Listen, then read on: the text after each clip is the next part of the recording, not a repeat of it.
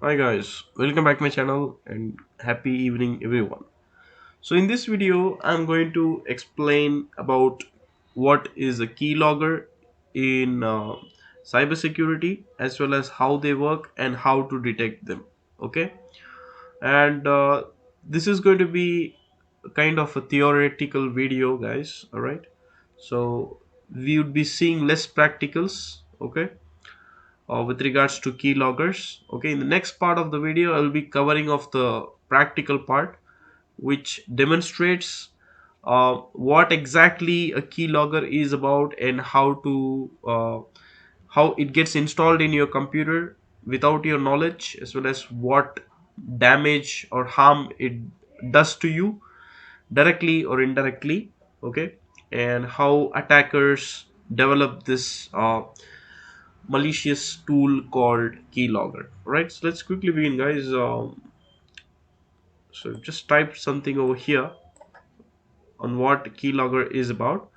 Right, so let me quickly begin you with the actual illustration of what keylogger is about. Okay, so keyloggers or keystroke loggers, basically these are tools that record what a person types on a computer or on a PC. Okay, while there are legitimate and legal uses for keyloggers, many use keyloggers for malicious purposes. Okay, and in a keylogger attack in cybersecurity or in cyberspace, the keylogger software, right, records every keystroke of the victim. Okay, on his own device or his or the device may be for official purpose, but mostly the device that he uses for official purpose will have all necessary security policies or security measures to protect himself against all these uh, keylogger based attacks carried out by the attackers. Okay, mostly this will happen on his personal device. Okay, and all the keystroke related information is sent to the attacker, okay, via this malicious tool called keylogger. Okay, and this infamous keylogger attack, right, it uses a type of malware called dark hotel. Okay, what attackers target is unsecured wi-fi's that are at hotels. Okay, and prompt users to download the software, and once the software gets downloaded, dark hotel malware acts as a keylogger and reports all the keystrokes to the attackers. Okay, and after certain number of recorded keystrokes, this dark hotel malware, which acts as a keylogger, deletes itself from the device. Okay, that why does it do that? It basically does that itself to remain on a device for it does not want to remain on a device for too long, and can also avoid detection. Okay, from maybe a traditional antivirus software or a traditional EDR solution, endpoint detection and response solution, can catch it and then report it to the report it to a cybersecurity analyst or cybersecurity specialist. Okay, or the user itself. User can be vigilant, will become a vigilant and stop uh, giving his uh, keystrokes to the attacker. So that is why it tries to evade the detection, basically. Okay, so it's important to protect yourself from keylogger attacks that are used by malicious users. Okay, because keyloggers can record and quickly identify your sensitive information, and they are a significant threat to cybersecurity. Okay, it's not just you, it's to the entire cybersecurity community and cybersecurity hygiene practices. Right, to protect yourself, it's important to know what keyloggers are, and basically you need to be educated, okay, about this keystroke logging and keylogging attacks. Okay, in order so that you can protect yourself. Okay, and also you need to know how to remove a keylogger if you're attacked. Okay, that will be the post exploitation, which we call. Okay, and also your personal information, right, is lucrative to cyber criminals, and cyber criminals use various strategies to try and gain access to your sensitive data. And another one piece of malware is a spyware. Okay, which is kind of a cybersecurity risk. where a malicious user attempts to gather information about a cause about the user to cause harm to the user. Okay, and cyber criminals, right, often use a keystroke logger as a spyware also, okay, to track a user's actions without their knowledge or awareness. Right, previously it talked about dark hotel, which is a malware basically. And again, this spyware, the attackers can use keyloggers as a spyware too. Okay, spyware again is a different thing than a malware.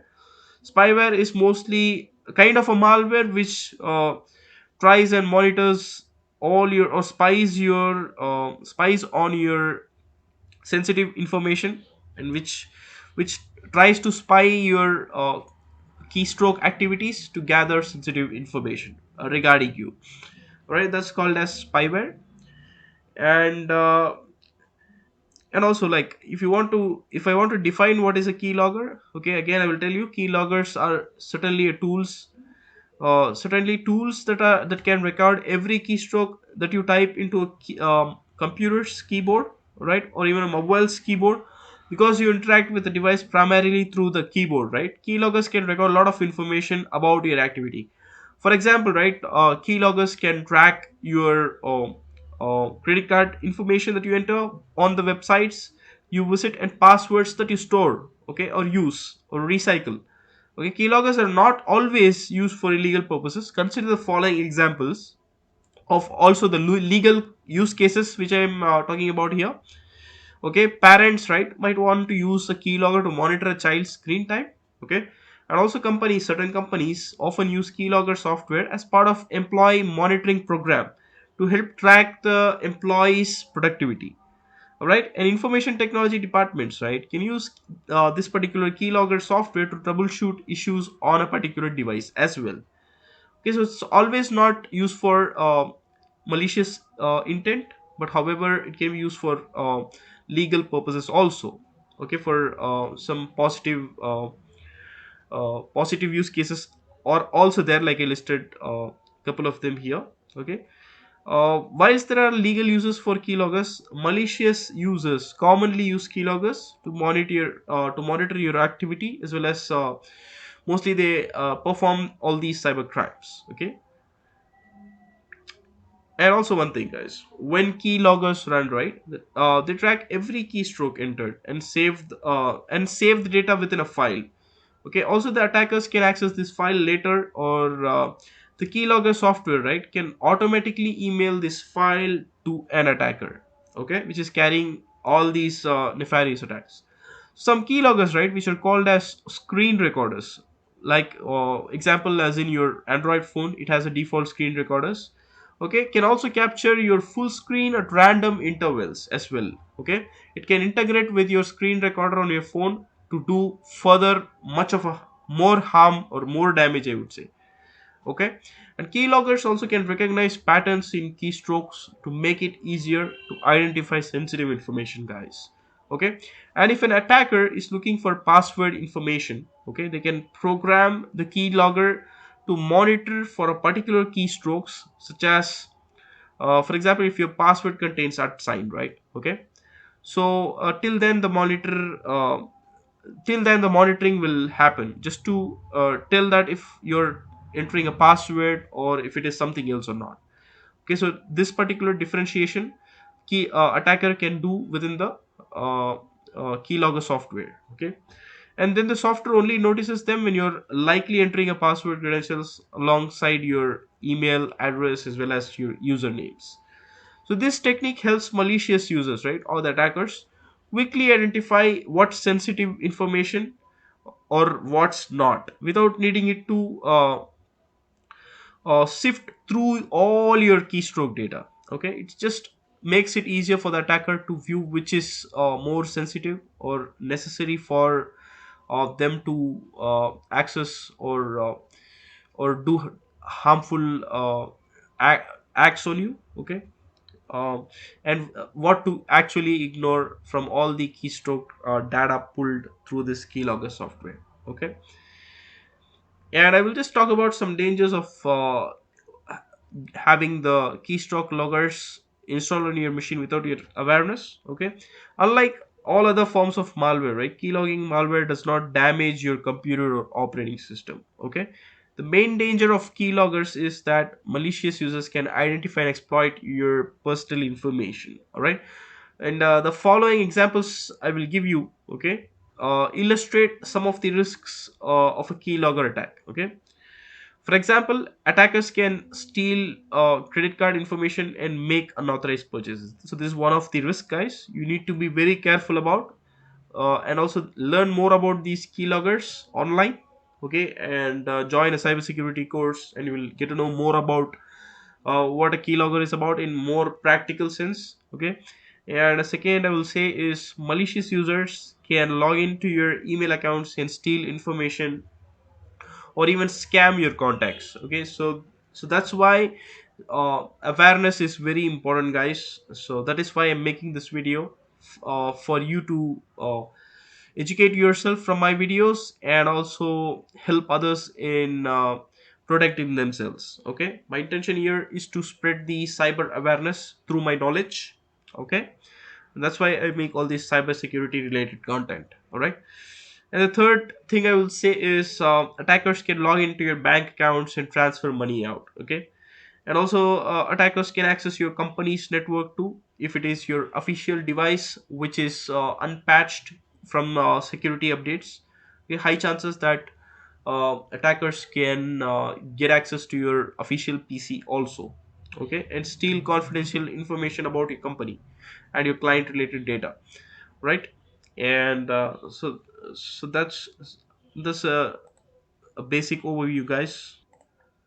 So I'm just going to tell you about different varieties of software keyloggers. Okay, like I will just name a few of them: form grabbing keyloggers, JavaScript keyloggers, API keyloggers. So I'm not able to, I can explain you theoretically. However, it will make more sense if I explain you practically.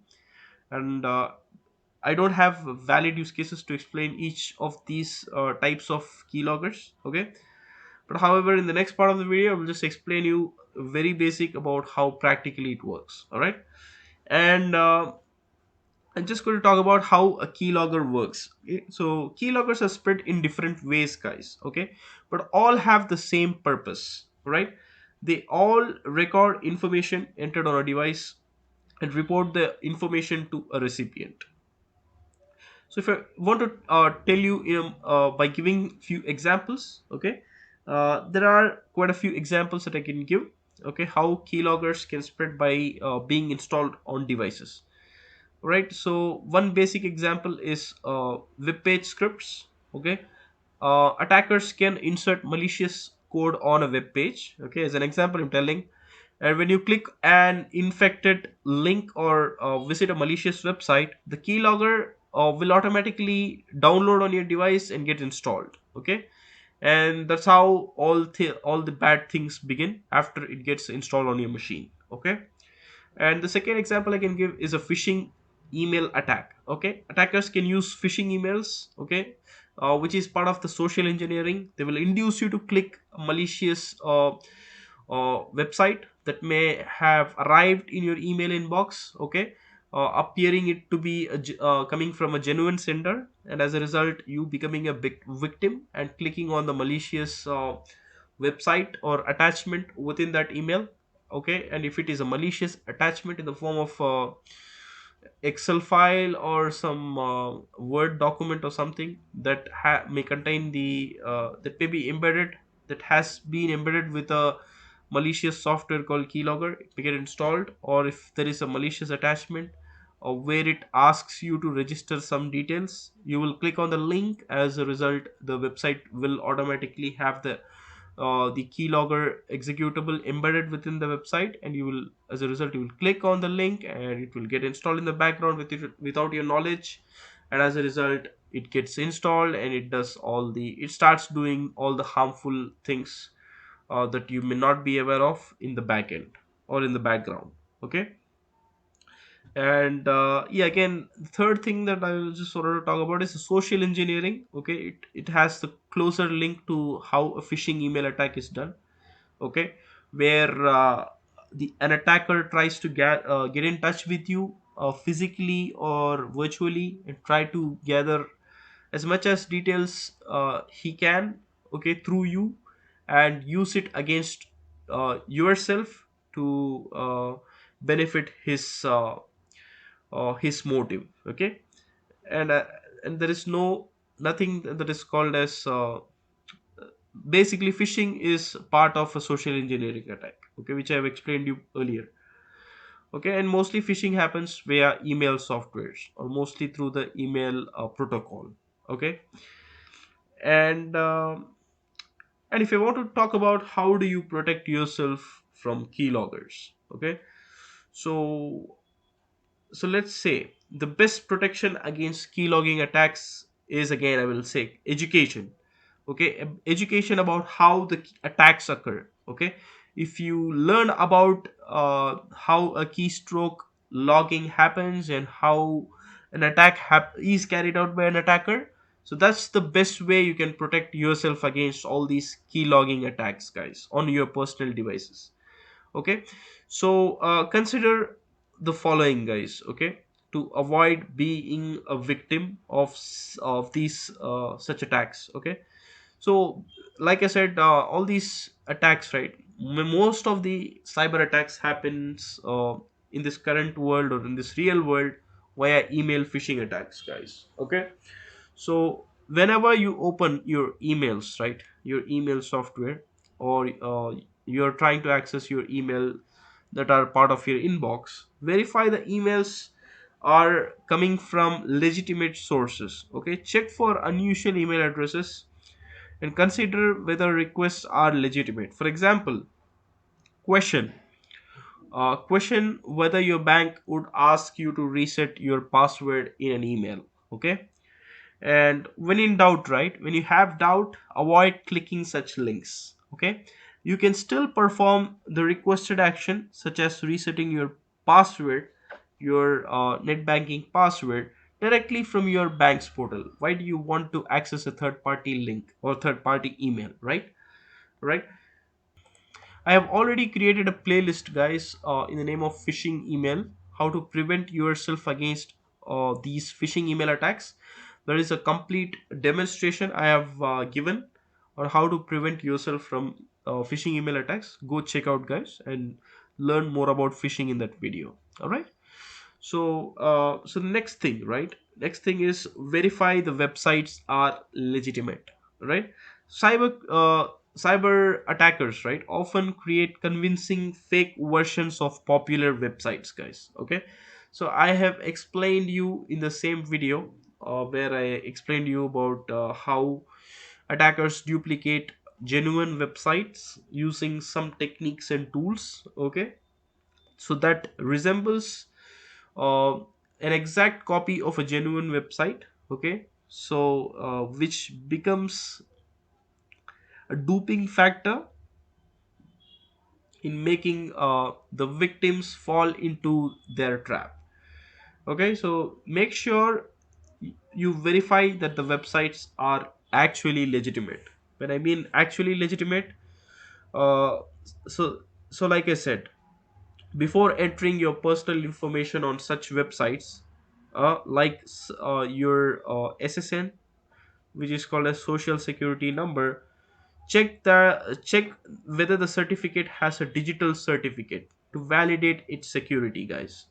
So I have made a video, okay, on how to verify a digital certificate on a website. Like I have created a playlist called PKI, the name of public key infrastructure, which talks about all the website related information, like how to verify a certificate's website certificate provider, and I've explained you in depth about entire certificate lifecycle management, as well as how certificates work on within websites. So you can go ahead and check out that video. It's, I think, 20-minute video with full illustration and giving you a lot of insights about how websites and its certificate works, okay. So that is the best way, guys, to corroborate a certificate's genuineness by just checking the validity of the SSL certificate binded within the certificate. Okay, and checking the certificate provider, whether it's coming from a renowned certificate provider. Okay, that will allow you to judge whether the website is a genuine or a bogus website, right? And the third thing that I will tell is the most important way to protect yourself against these keylogging attacks is use of a unique and strong password, guys. Okay, it's important to use unique passwords so that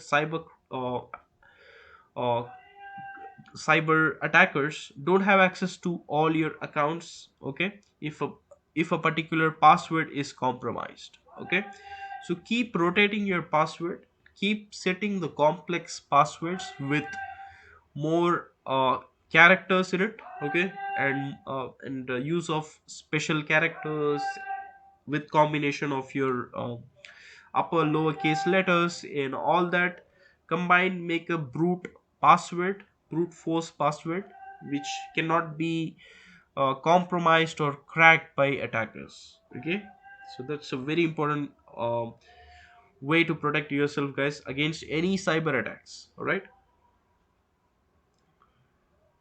and also in general exercise these cautions. Okay, before clicking on links or downloading any files, always make sure that the source is trustworthy from where you're downloading the softwares or files. Okay,